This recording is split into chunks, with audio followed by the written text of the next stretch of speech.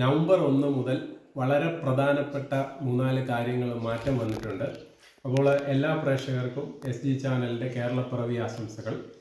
അപ്പോൾ ബാങ്ക്, നമ്മുടെ നിക്ഷേപം, അതുപോലെ നമ്മുടെ റേഷൻ കാർഡ്, അതുപോലെ ആധാർ തുടങ്ങിയവയിൽ പ്രധാനപ്പെട്ട മാറ്റങ്ങൾ വന്നിട്ടുണ്ട്. അപ്പോൾ ഈ വീഡിയോ സ്കിപ്പ് ചെയ്യാതെ നിങ്ങളത് മനസ്സിലാക്കുക. അത് മനസ്സിലായില്ലെങ്കിൽ നിങ്ങൾക്ക് വളരെ ബുദ്ധിമുട്ടുകൾ മുന്നോട്ട് വന്നേക്കാം. അപ്പോൾ ആദ്യം തന്നെ ബാങ്കുമായിട്ടുള്ള ഒരു അപ്ഡേറ്റ് ആണ് നമ്മൾ പറയുന്നത്. അതുപോലെ നമ്മൾ ബാങ്കിൽ സേവിങ് അക്കൗണ്ട്, ഫിക്സഡ് ഡിപ്പോസിറ്റുകൾ, അതുപോലെ തന്നെ ഡിമാൻഡ് അക്കൗണ്ട് തുടങ്ങിയ ഒരുപാട് അക്കൗണ്ടുകൾ നമ്മുടെ ബാങ്കിൽ കാണും. അപ്പോൾ ഇപ്പോൾ ഒരു ബാങ്കിൻ്റെ റൂൾ വെച്ചിട്ട് നമുക്ക് നോമിനി ആദ്യം ചേർത്ത് നമുക്ക് എഡിറ്റ് ചെയ്യാനോ മറ്റൊന്നും സാധിക്കുകയില്ല. എന്നാൽ 2025 നവംബർ 1 മുതൽ ബാങ്ക് ഭേദഗതിയിൽ മാറ്റം വരുത്തിയിട്ടുണ്ട്. 2005 നിയമം മാറ്റം വരുത്തിക്കൊണ്ട് നമുക്ക് 4 നോമിനികളെ വരെ അതിൽ ചേർക്കാം എന്നുള്ള ഒരു നിയമം കൂടെ ഇപ്പോൾ നവംബർ 1 മുതൽ പ്രാബല്യത്തിൽ വന്നിട്ടുണ്ട്. അപ്പോൾ നമ്മുടെ നിലവിലുള്ള ബാങ്കിൽ പോയി കഴിഞ്ഞു കഴിഞ്ഞാൽ നമുക്ക് ഈ പറഞ്ഞ പോലെ നിലവിലുള്ള നോമിനികളുടെ കൂടെ എക്സ്ട്രാ നമുക്ക് ആഡ് ചെയ്യാനോ അതോ നമുക്ക് നേരത്തെ ഉള്ള നോമിനിയെ മാറ്റണമെന്നുണ്ടെങ്കിൽ നമുക്ക് ചേഞ്ച് ചെയ്യാനോ ഒക്കെ സാധിക്കുന്ന ഒരു മാസമാണ് ഈ നവംബർ 1.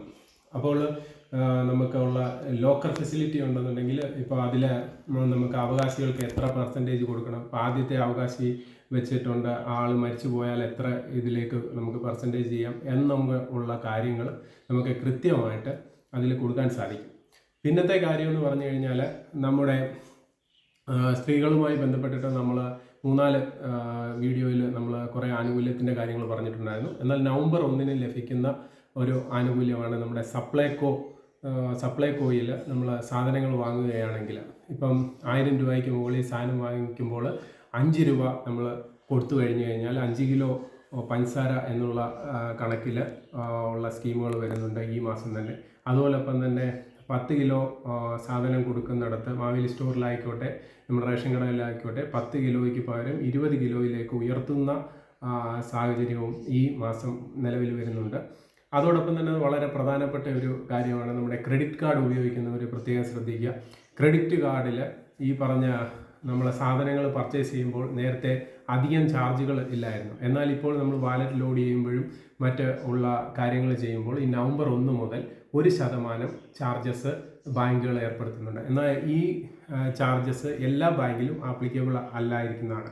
അപ്പോൾ നിങ്ങൾ ശ്രദ്ധിക്കേണ്ട കാര്യം എന്ന് പറഞ്ഞാൽ ക്രെഡിറ്റ് കാർഡുമായി സംബന്ധിച്ച് നിങ്ങളുടെ ഇമെയിൽ കൃത്യമായിട്ട് ചെക്ക് ചെയ്യുക.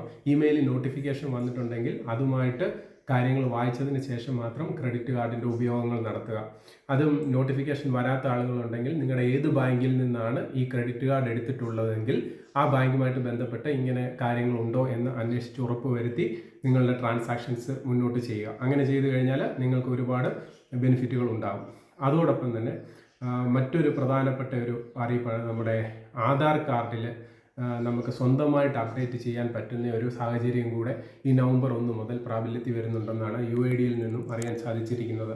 നിലവിൽ നമുക്ക് ഈ പറഞ്ഞ ആധാറിൽ എന്ത് അപ്ഡേഷൻ ചെയ്യണമെങ്കിലും നമ്മൾ ഈ പറഞ്ഞ പോലെ കോമൺ സർവീസ് സെൻറ്റർ അല്ലെ അക്ഷയ സെൻറ്റർ തുടങ്ങിയ എൻറോൾമെൻറ്റ് സെൻറ്ററുകളിൽ പോയിട്ട് വേണമായിരുന്നു അവനവന് ഈ പറഞ്ഞ മൊബൈൽ നമ്പർ അപ്ഡേഷന്, ഈ പറഞ്ഞ അഡ്രസ്സ് അപ്ഡേഷനൊക്കെ ചെയ്യുവാൻ. എന്നാൽ ഇപ്പോൾ ഫേസ് ആപ്പിൻ്റെയും മറ്റും സഹായത്തോടു കൂടി ഈ നവംബർ മാസത്തിൽ അതിനൊരു പുതിയ നിയമം പ്രാബല്യത്തിൽ വരുന്നുണ്ടെന്നാണ് അറിയാൻ കഴിഞ്ഞിരിക്കുന്നത്. അപ്പോൾ ഈ വിലപ്പെട്ട വിവരം നിങ്ങളുടെ എല്ലാ സുഹൃത്തുക്കളിലും എത്തിക്കുക. അതോടൊപ്പം തന്നെ നമ്മുടെ വീഡിയോ ഇഷ്ടമായിട്ടുണ്ടെങ്കിൽ നിങ്ങൾ തീർച്ചയായിട്ടും ഒന്ന് ലൈക്ക് ചെയ്യുക, ഷെയർ ചെയ്യുക, കമൻറ്റ് ചെയ്യുക. ഹൃദയപൂർവ്വം നിങ്ങളുടെ സ്വന്തം SG ചാനൽ.